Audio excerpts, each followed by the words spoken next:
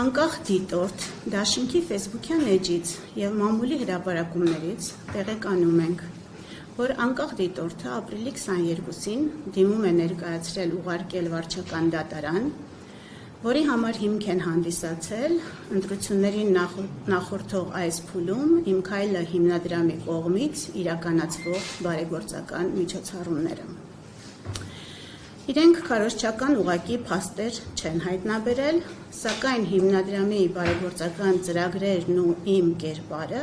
ասոցացրել են իշխող քաղաքական ուժի հետ։ Իմ քայլը ասոցացվում է քաղաքացիական պայմանագրի հետ, փաստ է Աննա Հակոբյանի ասոցացումը, ասում են նրանք, եւ ինչպես նշված է ազատության հոդվածում, եթե վարչական դատարանում ապացուցվեն Իմ քայլը հիմնադրամի խախտումները,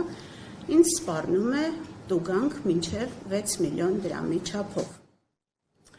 Ես այժմ հայտարարում եմ, որ սույնով խախտվել են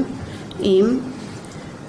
սահմանադրությամբ, մի շարք օրենքներով և միջազգային կոնվենցիաներով պաշտպանվող իրավունքները։ Մասնավորապես սահմանադրության հոդված համար 7-ը ընտրական իրավունքի սկզբունքները սահմանում է Ազգային ժողովի և համայնքների ավագանիների ընտրությունները, ինչպես նաև հանրաքվեներն անցկացվում են ընդհանուր, հավասար, ազատ և ուղղակի ընտրական իրավունքի հիման վրա գաղտնի քվեարկությամբ։ Մասնավորապես իմ հանդեպ խախտվել է այս հոդվածը սահմանադրության։ Հայաստանի Հանրապետության ընտրական օրենսգրքի հոդված համար 4-ը ազատ ընտրական իրավունքը սահմանում է ընտրություններն անցկացվում են ընտրական իրավունքի իրականացման, ազատության և կամավորության սկզբունքների հիման վրա։ Ոչ ոք իրավունք չունի պարտադրելու ընտրողին քվեարկելու որևէ թեկնածուի, կուսակցությունների դաշինքի օգտին կամ դեմ, ինչպես նաև հարկադրելու ընտրողին մասնակցելու կամ չմասնակցելու ընտրություններին։ Խախտվել են մարդու իրավունքների և հիմնարար ազատությունների պաշտպանության մասին միջազգային կոնվենցիայի կարգավորումները։ Կոնվենցիայի 3-րդ հոդվածը սահմանում է, որ ոչ ոք չի կարող ենթարկվել խոշտանգումների կամ անմարդկային կամ նվաստացուցիչ վերաբերմունքի կամ պատժի, ինչը ըստ մարդու իրավունքների Եվրոպական դատարանի ձևավորված դատական պրակտիկայի ներառում է նաև հոգեբանական ճնշման, ահաբեկման և նվաստացման ձևերը։ Իսկ կոնվենցիայի 10-րդ հոդվածով ամրագրված արտահայտվելու ազատության իրավունքը ենթադրում է, որ անձը չպետք է ենթարկվի ճնշման կամ ազդեցության, որը կարող է սահմանափակել նրա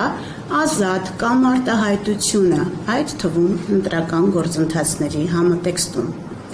Խախտվել են կանանց նկատմամբ խտրականության բոլոր ձևերի վերացման մասին ՄԱԿ-ի կոնվենցիայի համապատասխան դրույթները,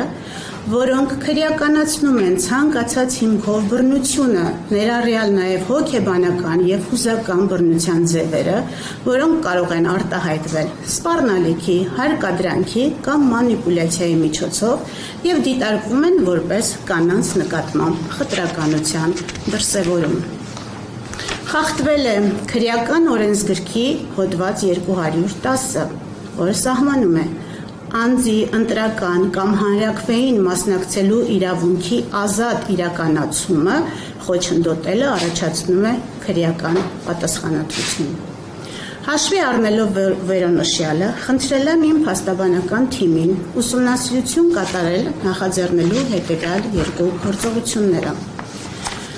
Դանիել Իոնիսյանի նկատմամբ քրեական գործի հարուցման նպատակով հաղորդման ներկայացման հնարավորությունը 1 և 2. անկախ դիտորդ դաշինքի դեմ հայցադիմումի ներկայացման հնարավորությունը Իմ քայլը հիմնադրամի գործարար համբավին հեղինակությանը հասցրած վնասները հատուցելու պահանջով։ Բոլորի ուշադրությունը ուզում եմ հրավիրել այն հանգամանքի վրա, որ եթե այժմ իմ անձով պայմանավորված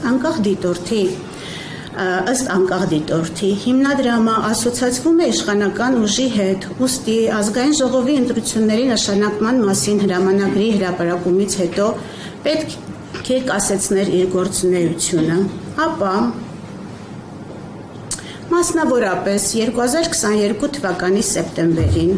Շիրակում անցկացվող ՏԻՄ ընտրությունների ժամանակաշրջանում «Իմ քայլը» հիմնադրամի գործադիր տնօրենի պաշտոնը զբաղեցրել է այն ժամանակ քաղաքացիական պայմանագիր կուսակցության վարչության անդամ հանդիսացող Մխիթար Հայրապետյանը։ Այդ ամբողջ ընթացքում «Իմ քայլը» հիմնադրամը Շիրակում անցկացրել է պատերազմի մասնակիցների մասնագիտական ներուժի բացահայտում ծրագիրը եւ ընդհանրապես Մխիթար Հայրապետյանի «Իմ քայլը» հիմնադրամի գործադիր տնօրեն լինելու ընթացքում